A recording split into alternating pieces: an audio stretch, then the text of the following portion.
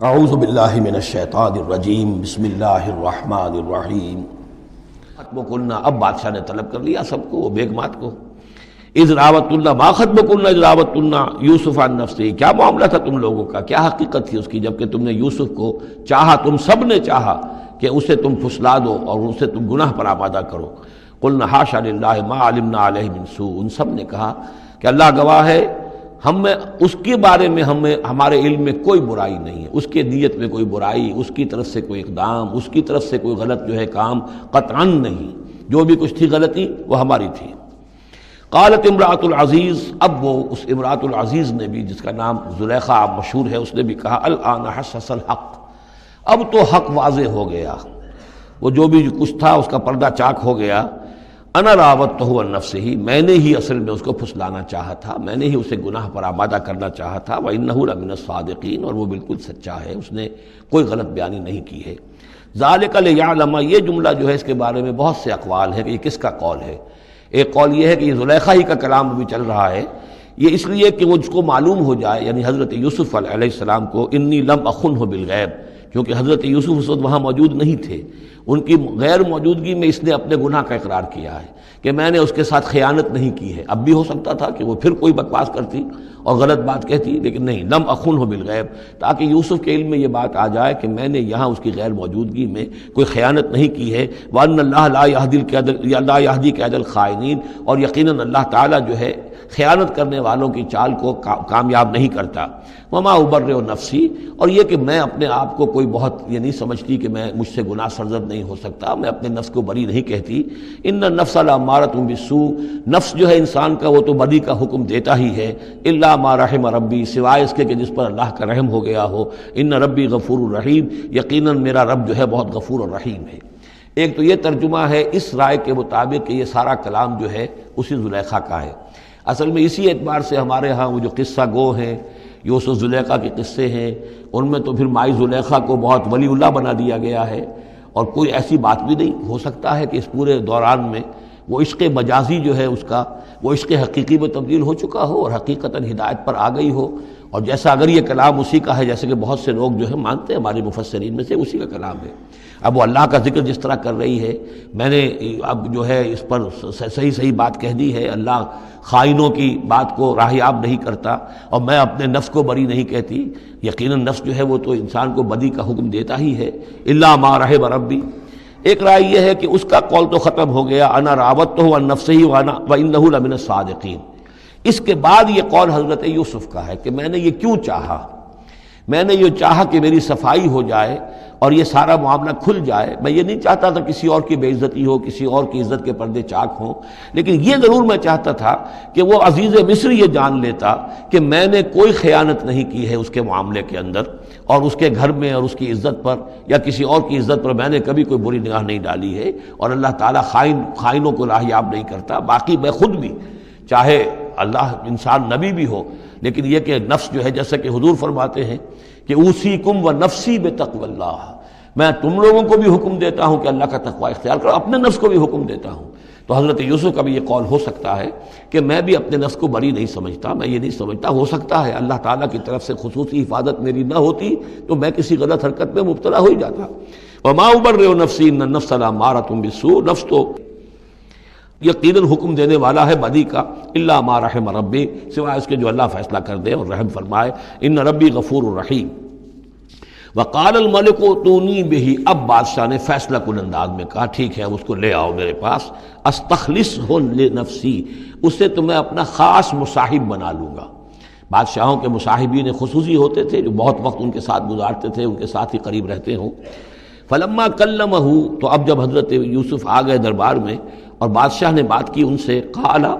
انک اليوم لدینا مکین امین، تو بادشاہ نے کہا کہ آج کے دن سے آپ ہمارے پاس جو ہوں گے بڑی عزت والے اور معتبر انسان ہوں گے، اب آپ کی حیثیت جو ہے بہت اونچی ہوگی اس معاشرے کے اندر،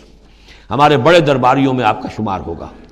قال اجعلنی علی خزائن الارض، ادھر حضرت یوسف کو یہ خیال تھا کہ بہت بڑی جو ہے مصیبت اس قوم کے اوپر آنے والی ہے،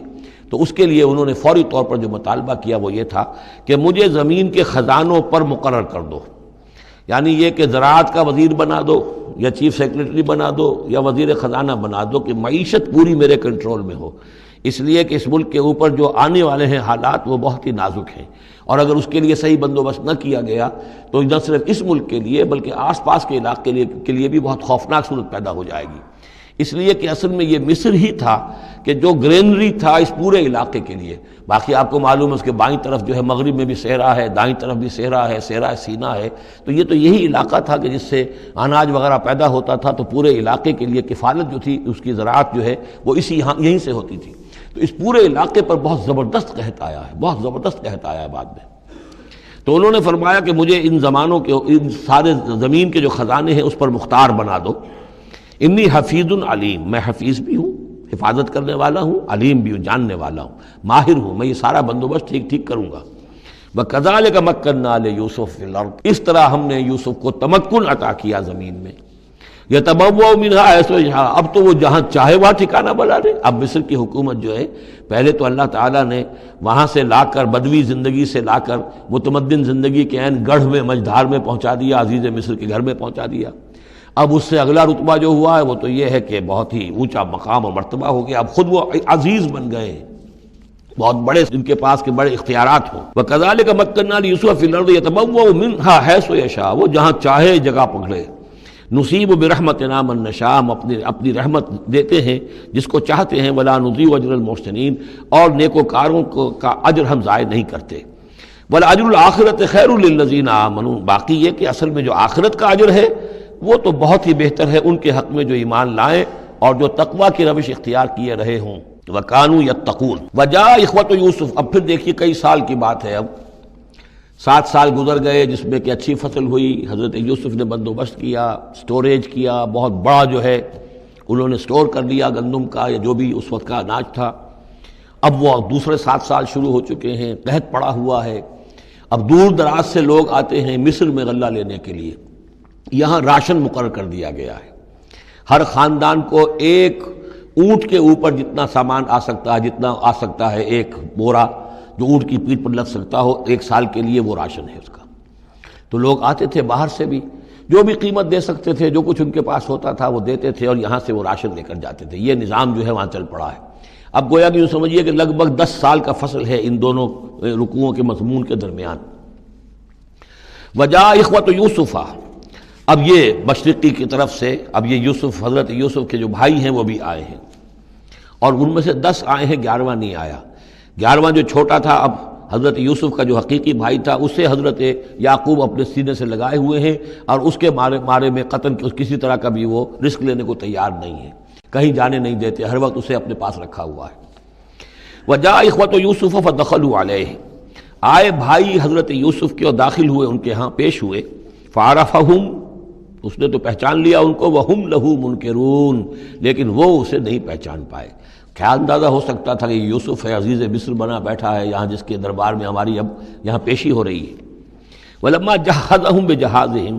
پھر جب ان کا سامان ان کے حوالے انہوں نے کر دیا، تیار کر دیا ان کا اسباب، قَالَ ائْتُونِي بِأَخٍ لَكُمْ، انہوں نے یہ کہہ کر کہ ایک اور بھائی بھی ہمارا ہے، اس کا بھی خاندان ہے، اس کی فیملی ہے، اس کے لیے بھی آپ ہمیں ایک اونٹ جو راشن کا ہے وہ اتنا جو ہے ایک اونٹ کا بورا وہ ہمیں دیجئے۔ ان کا لائے کیوں نہیں ساتھ؟ تم تو 10 آئے ہو، وہ 11واں کہاں ہے؟ اچھا اگر ہے تمہارا 11واں بھائی، ایک علیحدہ فیملی ہے، تو ایک اور اونٹ، ایک اور راشن جو ہے ایک اور فیملی کا میں تمہیں دے دیتا ہوں، لیکن اب جب آؤ تو اس کو ساتھ لے کے آنا۔ قال ائتونی بأخ لکم من ابیکم، اب جب آؤ گے تو اپنے بھائی کو جو تمہارے والد سے تمہارا بھائی ہے، ماں سے نہیں ہے، تمہارا جو باپ سے بھائی ہے،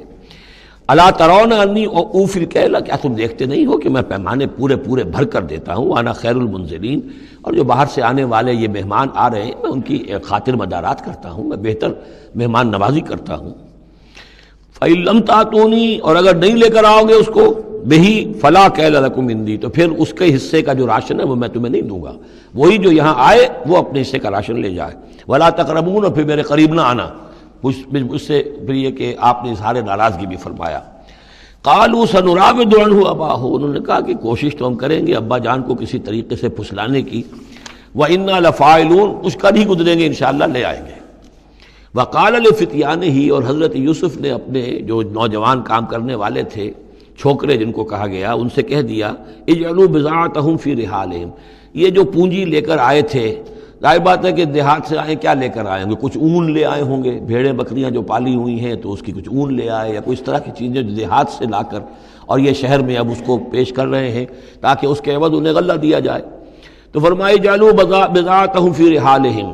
یہ ان کے اسباب میں ان کا جو سارا سامان ہے جو یہ لے کر آئے تھے، یہ پونجی، یہ بھی واپس کر دو، اسی میں رکھ دو۔ جب اس میں گیہوں بھرو گے ان کے کجاووں کے اندر وہ سامان بھی رکھ دینا۔ لعلہم یعرفونہا، تاکہ وہ پہچانیں اس کو اور میرے اس احسان کو سمجھیں جا کر، اذا انقلبوا الی اہلہم، جبکہ وہ اپنے اہل و عیال میں واپس پہنچیں گے، لعلہم یرجعون، تو شاید کہ پھر وہ میرے اس احسان کو بھی مانتے ہوئے